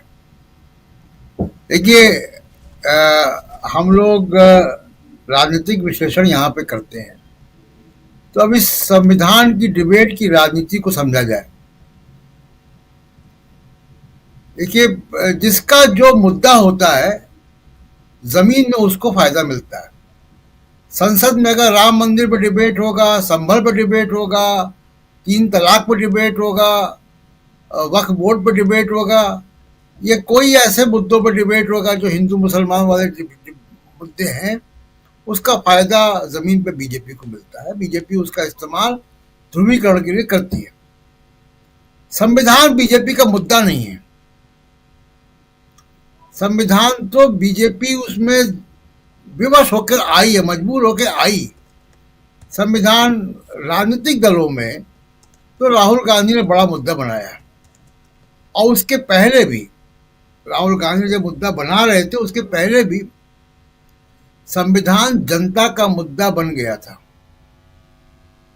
शाहीन बाग आंदोलन में संविधान के प्रियम्बल पढ़े जाते थे। तमाम दलित आंदोलनों में, आरक्षण के समर्थन में होते आंदोलनों में संविधान के प्रियम्बल पढ़े जाते थे। ये बहुत हाल फिलहाल हुआ है कि संविधान चैम्बरों से, सुप्रीम कोर्ट के या इंडिया इंटरनेशनल सेंटर की सेमिनार से बाहर निकलकर सड़क पर सांस ले रहा है और एक राजनीतिक मुद्दा बन गया है। बीजेपी के खिलाफ अगर सबसे बड़ा मुद्दा आज की तारीख में है, जहां बीजेपी को परेशानी होती है, वो संविधान है।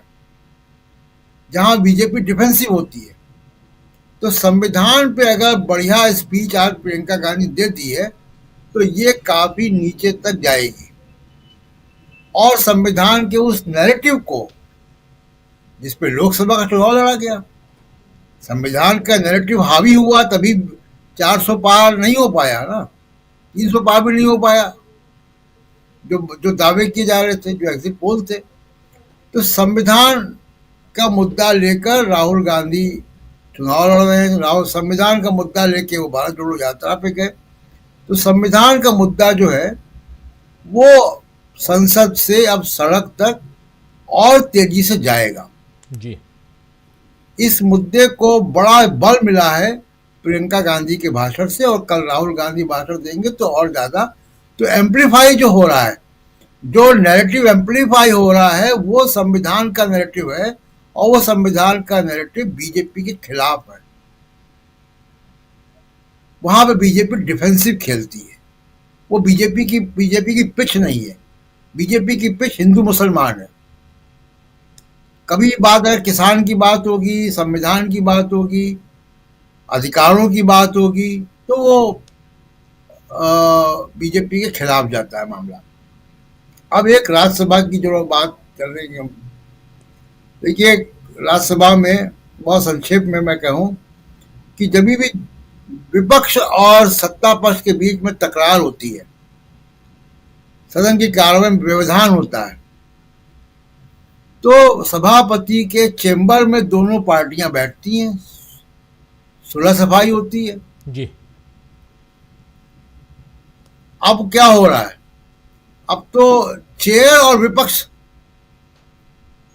के बीच में है। प्रोवोकेशन कहां से आ रहा है? चेयर से आ रहा है। तो सावन जो अगन लगाए उसको कौन बुझाए? जी, सवाल अब ये पैदा हो गया है। जी राजीव जी बिल्कुल, सावन जो अगन लगाए उसे कौन बुझाए। बिल्कुल, जब आसंदी पर बैठे विराजमान धनखड़ साहब ही अगर ऐसी बात करेंगे, जिनका काम है वहाँ जज की भूमिका में रहना, वही अगर वहाँ एडवोकेसी करने लगे तो फिर जज साहब को तो कहीं और से बुलाना पड़ेगा। चलिए, लेकिन बहुत इंपॉर्टेंट है जो आप कह रहे हैं और ज़रा जल्दी से आना चाहता हूँ सुनील शुक्ला जी आपके पास। सुनील जी, क्या देखा जाए, इसके आगे की कहानी आपको क्या दिखाई देती है? अब यहाँ से एक शुरुआत दिखाई देती है, संविधान पे चर्चा, और चर्चा में राजनाथ सिंह ने देखा जाए तो फंसा दिया और उस पे ही बैटिंग करने लगी प्रियंका गांधी। माना जाए इसको?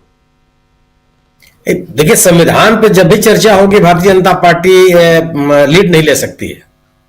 और केवल आज की बात नहीं है कि पिछले 10 सालों में जब से संविधान बना है, भारतीय जनता पार्टी, तत्कालीन जनसंघ और अब संघ परिवार का रवैया संविधान के प्रति क्या रहा है? उस समय गुरु गोलवलकर जी ने संविधान के बारे में क्या लिखा था? ये तो हमारे आपके कोई शोध का विषय नहीं है, ये तो ऐतिहासिक तथ्य है। संघ ने राष्ट्रीय झंडे को लेकर के क्या रवैया अख्तियार किया था? संविधान की लड़ाई लड़ती हुई भारतीय जनता पार्टी, संघ, जनसंघ कब दिखाई पड़ी? जिस समय आप भारतीय संविधान सभा का जब गठन हुआ था, उस समय श्यामा प्रसाद मुखर्जी को भी उस सभा में लाने का श्रेय किसको दिया जाना चाहिए?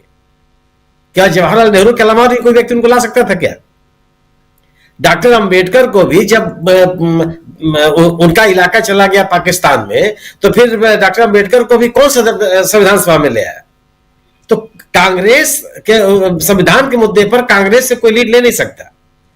और आप जितनी बात करेंगे, अगर आप ये कहते हैं कि धारा 356 का दुरुपयोग करके कई सरकारें गिरा दी गई, तो आज प्रियंका गांधी ने कहा कि महाराष्ट्र में आपने क्या किया? आप पैसे के बल पर, केंद्रीय एजेंसियों के बल पर, सत्ता के बल पर आप सरकारें गिराते हैं। तो कम से कम संविधान की धाराओं का उपयोग करके अगर सरकार गिराई जाती, उसमें तो आप न्यायालय में जाने के हकदार भी हैं।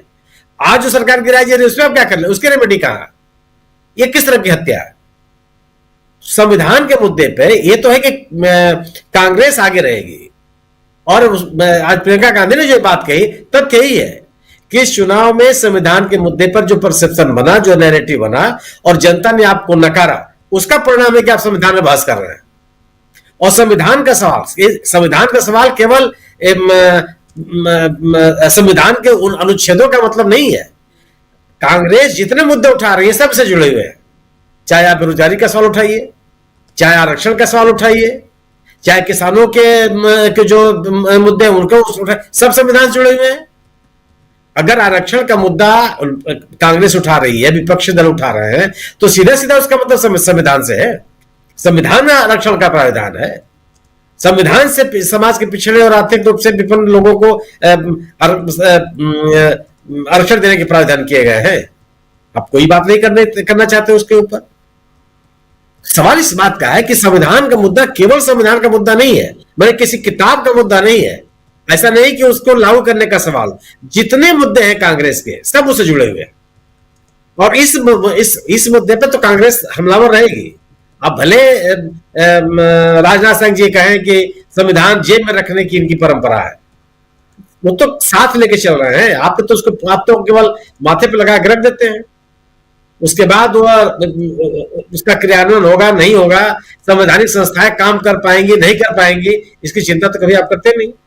मेरा अपना मानना है कि आगे भी कांग्रेस इस संविधान के मुद्दे पर आज दिखा भी दिया। पिछले कई दिनों से जो कांग्रेस अपने मुद्दे को लेकर के लोकसभा में अड़ी हुई थी, संविधान पे बहस के दौरान उससे भाग लिया, पार्टिसिपेट किया। यानी कि वो ये मान रही है कि हमारा मुद्दा ही महत्वपूर्ण मुद्दा है, इस मुद्दे पर सरकार अगर बहस करेगी, चर्चा करेगी तो उसमें शामिल होंगे। अडानी का भी मुद्दा संविधान से जुड़ा हुआ है। अडानी का मुद्दा तो ये नहीं है कि केवल एक कोई व्यापारिक गतिविधियों का सवाल हो। संविधान भारत के नागरिकों के हितों की रक्षा का आश्वासन भारत का संविधान देता है। अगर भारतीय नागरिकों के आर्थिक हितों के साथ आप खिलवाड़ करेंगे तो निश्चित रूप से उस संविधान का उल्लंघन है। अगर आप पूंजी के एकीकरण को बढ़ावा देंगे तो संविधान का उल्लंघन है। अगर लोगों के मौलिक अधिकारों के साथ समझौते करेंगे तो संविधान का उल्लंघन है। अडानी जी का ही मामला ऐसा नहीं है कि किसी एक व्यापारी का मसला हो, उसके कामकाज को लेकर ये वही मुद्दा संविधान जुड़ा हुआ है। तो यह मुद्दा तो आगे चलेगा और कांग्रेस निश्चित रूप से बीजेपी पे हमलावर रहेगी। और अभी भी आज भी जो बीजेपी की ओर से जो बातें कही गई, ललन सिंह ने जो भाषण दिया या राजनाथ सिंह जी ने शुरुआत की, अब सुन लीजिए उनका शो, कितने तथ्य है उसमें। और क्या सिवाय इसके कि अतीत की बातों को उठा करके अपनी जवाबदेही से बचने की कोशिश। आप मोहन मोइत्रा का ही भाषण सुन लीजिए, आप किसी का जवाब है क्या बीजेपी के साथ, बीजेपी के पास? ये जो कल्याण बनर्जी ने जो भाषण दिया उसी को देख लीजिए, किन मुद्दों को नहीं उठाया। राज्यपालों की भूमिका के सवाल उन्होंने उठाए, जवाब बीजेपी को जवाब देना चाहिए। जो सवाल है, जो बात प्रियंका गांधी ने कही कि आप 1900 फलाने में क्या, उसकी बात छोड़ दीजिए, आज बात आज कीजिए कि आप क्या कर रहे हैं जी, जिससे भागना चाहती है। और आज की बात कराने के लिए कांग्रेस माहौल बनाती रहेगी, बात तो आपको आज ही करनी पड़ेगी, अतीत की बात बहुत कर चुके हैं। जी बिल्कुल आप सही कह रहे हैं, बहुत कुछ यहां से दिखाई देता है। आने वाले समय में प्रियंका गांधी ने एक चुनौती तो जरूर पेश कर दी है, और दूसरी तरफ मल्लिकार्जुन खड़गे तो उधर चुनौती पे चुनौती पेश कर ही रहे हैं। इन सब के बीच राहुल गांधी अपने तेवर में कल फिर नजर आएंगे, ये साफ दिखाई देता है। लेकिन आपका नजरिया अनिल सिन्हा जी, कि क्या आपको भी लगता है कि एक गंभीर चुनौती यहां पर सत्ता पक्ष के लिए है विपक्ष की तरफ से, जबकि विपक्ष अभी काफी मजबूत है उस हिसाब से भी? उसमें एक बहुत जो इम्पोर्टेंट बात यह है कि संविधान की इस बहस के साथ ही राज्यसभा की घटना हो रही है, और दलित एक जो नेता हैं और विपक्ष के नेता, उनको जिस तरह से वहां कॉर्नर करने की कोशिश सत्ता पक्ष और सभापति ने की है, ये एक इम्पोर्टेंट इशू है, क्योंकि संविधान से दलित आइडेंटिटी बहुत जुड़ा हुआ है। तो पॉलिटिकली भी एक अनफोल्ड हो रहा है, चीज जो है वो मंच पर, रंगमंच पर दिखाई दे रही है, वो बहुत ही कई मायनों में बहुत इंपॉर्टेंट है। और मैं एक चीज आपको ध्यान दिलाऊंगा कि ये मतलब कांग्रेस को आप उससे डिसलॉज नहीं कर सकते, उससे हटा नहीं सकते। संविधान की जो ओनरशिप है उसको बनाने की जो उसकी ये मतलब फ्रीडम स्ट्रगल तो लीजिए ही। सबसे बड़ी बात क्या हुई कि इतने मनुवाद का, सामंतवाद के दबाव के बावजूद उन्होंने एक ऐसे व्यक्ति को संविधान लिखने की मतलब लिखने का नेतृत्व करने की जिम्मेदारी दे दी जो दलित था। और वो दलित जो है वो संविधान जिसको कि मनुवादी मानते थे कि कानून बनाने का मतलब उससे बाहर ही रखना है उसको, मनु के खिलाफ अंबेडकर को संविधान लिखने की जिम्मेदारी एक बहुत 1000 साल में क्रांति है कि जो जिसको आप मानते हैं कि वो संविधान मतलब आपके लिए नियम बना भी नहीं सकता, नियम सारे नियम आप उनके लिए तय करेंगे और उनको बाहर रखेंगे, उसी को आपके माथे पर बिठा दिया कि आप जो वो लिखेगा और वो जो बताएगा उसके हिसाब से आप कानून पक्का पालन करेंगे। ये एक 1000 साल की क्रांति है जिस पर कि लोग ध्यान नहीं देते। गांधी जी ने बहुत खामोशी के साथ एक बहुत बड़ी क्रांति की, जिसको कि मतलब राजनीतिक वजह से अम्बेडकराइट या बाकी लोग या लेफ्ट के लोग भी स्वीकार नहीं करते। लेकिन आप सोचिए ना कि एक दलित मनु स्मृति को रिप्लेस करने के लिए, देश की व्यवस्था चलाने के लिए एक दलित को उसके लिखने की जिम्मेदारी देना, ये हजारों साल की एक क्रांति है। अभी वही राज्यसभा में अनफोल्ड हो रहा है कि एक दलित नेता जो है वो खड़े होकर के, और उसके पीछे खड़े हैं पूरा मतलब पूरी पार्टी खड़ी है। ये जो है एक बड़ी फाइट है। इस फाइट को मतलब ये संविधान की जो फाइट है वो कई स्तरों पर आपको दिखाई देगा अनफोल्ड होता हुआ। संविधान या आज वहां पर उसकी ये मनाई जा रही है, मतलब वहां पर संविधान के हमले का ये पर लोग श्रद्धांजलि दे रहे हैं और वो सैर कर रहे हैं वहां, ये गंगा की सैर, इसकी तस्वीरें आ रही है, पूजा कर रहे हैं। तो ये जो कंट्रास्ट है इसको भी सामने लाना चाहिए कि ये कंट्रास्ट, ये बहुत बिग फाइट है। और इस बिग फाइट में राहुल गांधी कल हो या खड़गे का जो आज चला है या फिर चलेगा, वो बहुत इंपॉर्टेंट है। Fight is on. हम लोगों को ये बताना चाहिए कि ये जो संविधान का जो संघर्ष है वो जारी है, वो थमा नहीं है महाराष्ट्र का चुनाव हाईजैक करने के बाद भी। जी, फाइट इज ऑन। और अभी हम लोग दिल्ली में देखेंगे उस फाइट को और भी नज़दीकी से देखेंगे, और उसके बाद फिर बिहार वहाँ की भी तैयारियां शुरू हो गई हैं। तो दिल्ली और बिहार बहुत दोनों राज्यों में आप फाइट देखेंगे, लेकिन उससे पहले यहाँ पर हम जो फाइट देख रहे हैं, जो युद्ध देख रहे हैं दोनों सदनों में, बहुत महत्वपूर्ण है। 22 तारीख को इस विंटर सेशन का समापन हो जाएगा 22 दिसंबर को, लेकिन उससे पहले अभी लोकसभा में कल भाषण होना है नरेंद्र मोदी और राहुल गांधी का। उसके अलावा भी कई नेता भाषण देंगे और उसके बाद राज्यसभा की बारी आएगी। राज्यसभा में क्या कुछ होता है ये भी हम लोग देखेंगे, इसलिए क्योंकि राज्यसभा की परिस्थितियां बदली सी हैं और उसमें राज्यसभा के सभापति जो हैं उनके खिलाफ अविश्वास प्रस्ताव पेश किया गया है और उस पर क्या कुछ आगे होता है वो भी देखेंगे। अमलेंदु जी, क्लोजिंग कमेंट चाहूँगा आपसे। बहुत महत्वपूर्ण चर्चा हम लोग कर रहे हैं और उसमें सबसे बड़ी बात प्रियंका गांधी का डेब्यू, प्रियंका गांधी का आज पहला भाषण और उस भाषण से जो कुछ निकल के आ रहा है, लेकिन इसके आगे की कहानी की बात मैं कर रहा हूँ। आप तमाम साथियों से मैंने ये बात ज़रूर पूछी है, आपसे भी पूछना चाहता हूँ कि प्रियंका गांधी को लेकर अगर बीजेपी कह रही है कि राहुल गांधी को पछाड़ दिया, तो इसका मतलब है कि प्रियंका गांधी को बीजेपी ने सर्टिफिकेट दे दिया है, ये मान लिया जाए ना? राजीव जी, सिर्फ प्रियंका गांधी को ही सर्टिफिकेट नहीं दिया है, राहुल गांधी को भी सर्टिफिकेट दिया है और ये स्वीकार कर लिया है कि राहुल गांधी से ही परेशान थे अभी तक और अब तो प्रियंका गांधी भी आ गई है, उनसे और ज्यादा परेशान होंगे। ये सर्टिफिकेट बीजेपी दे रही है। तो ये सर्टिफिकेट जो बीजेपी दे रही है वो ये नहीं है कि राहुल और प्रियंका में चल गई, ये सर्टिफिकेट यही है कि अभी तक तो राहुल से परेशान थे, प्रियंका भी आ गई, ये एक और एक 101 हो जा रहे हैं, 111 हो जा रहे हैं। बीजेपी इसलिए परेशान है राजीव जी। तो बीजेपी की परेशानी अच्छे तरीके से समझी जा सकती है और आज के पहले भाषण में ही जब राजनाथ सिंह ने शुरुआत की संविधान की, बताया कि किसी एक पार्टी का संविधान नहीं है, तो उनको ये बताया प्रियंका गांधी ने कि ठीक है एक पार्टी का संविधान नहीं है, लेकिन आप जिस विचारधारा से आते हैं और आप जिस संगठन से निकल कर आए हैं वो अंग्रेजों के साथ खड़ा था। सीधे सीधे यही कहा उन्होंने कि अंग्रेजों के साथ खड़ा था और ये बताया कि ये संविधान है, संघ का विधान नहीं है। और ये बहुत बड़ी चोट थी राजीव जी कि ये संविधान है, संघ का विधान नहीं है, क्योंकि भारतीय जनता पार्टी तो संघ के विधान को ही सर्वोपरि मानती है। तो ये एक बड़ी चोट जो थी वो आज थी और अब भारतीय जनता पार्टी को अब राहुल गांधी और प्रियंका गांधी दोनों से जो मुकाबला करना पड़ा करेगा सदन के अंदर और इसी तरीके के हमले लगातार होंगे।